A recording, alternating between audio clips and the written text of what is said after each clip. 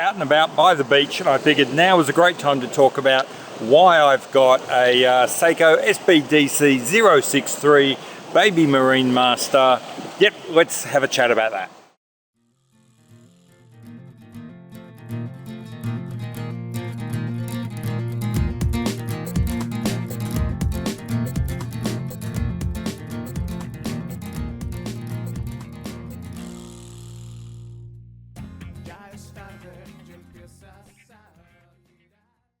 So why have I got the Seiko Baby Marinemaster? Well, I suppose first thing I should say is I came to Seiko really through diving, not watches. I got into diving in the mid-80s, pre-computer, back when you actually had to rely on your watch for your safety. And it was really impressed upon me that at that time, look, your watch is a tool. You can leave the fancy Euro flash for people with more money than we will ever have. You just want something really solid, reliable, that will never, ever let you down. And everyone around me was simply saying, look, go Seiko, go Citizen, something like that. So that's exactly what I did. To tell you the truth, it was, well, God, 30-something years ago. I can't even tell you what Seikos and Citizens I had. I've only got one of those watches left all these years later.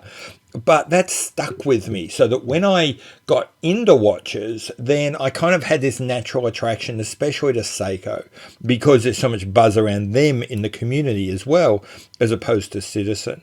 I went straight to the kinds of watches which I would have gone to back when I was, 20-something years old in the mid-80s. I started with a Turtle, I went to a Samurai, and whilst those are kind of nice, they never really grabbed me. I'd gone past them. They might have been perfectly happy for the 20-year-old second-year uni student I was, but they weren't scratching my itch now. That said, I didn't give up. I just looked up the ladder. And as soon as I hit the SBDC series, and in particular this watch, the black dial, blue bezel, I was in love. It's got all the basic Seiko just get the job done features I really like, whilst at the same time it's got little bits of flash, especially in the places I really appreciate it. Even today, when it comes to movements, I continue to not be really that concerned about them. As long as the movement is good enough, that's really all I care about. And a 6R movement isn't great. It's less than sexy. It's good enough, maybe only just barely good enough, but it's good enough. And once you get beyond that, you start seeing, for example, with this watch, a level of casework that, frankly, many Swiss watches 3, 4, 5 times the price don't give you. A level of thought about the design and the shapes of the curves, the way the lugs move so organically and so naturally from one end to the other. I hate to compare it to other watches, but which I won't do now, but I look at watches which are hallowed amongst the community and the case shaping is really awkward and off and tricky, whereas I look at this and it is such a piece of beauty.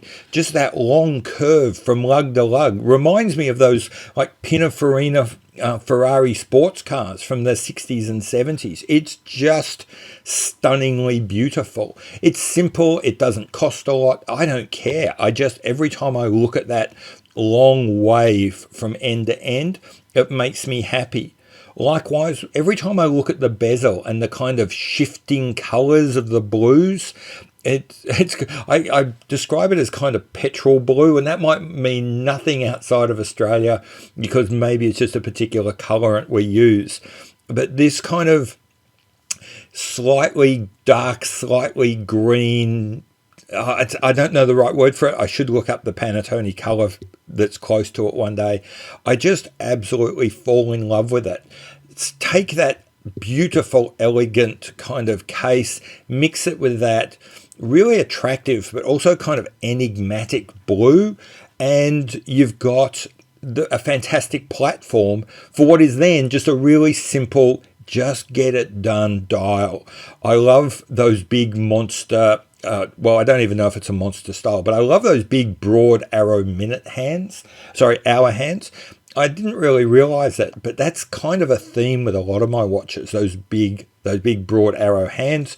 The long minute hand that just goes all the way out to the minutes, making it very easy to read.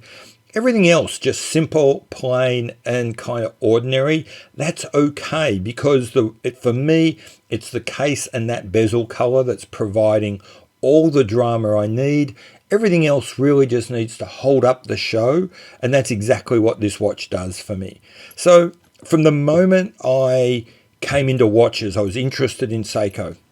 From the first couple of times I tried a Seiko, I liked them, but I have felt I'd moved past them. When I got to this watch, I felt like everything clicked into place, that my history of what a Seiko should be, my sense of what a beautiful object should be, the kind of care and craft around simple things like shapes and curves was all there.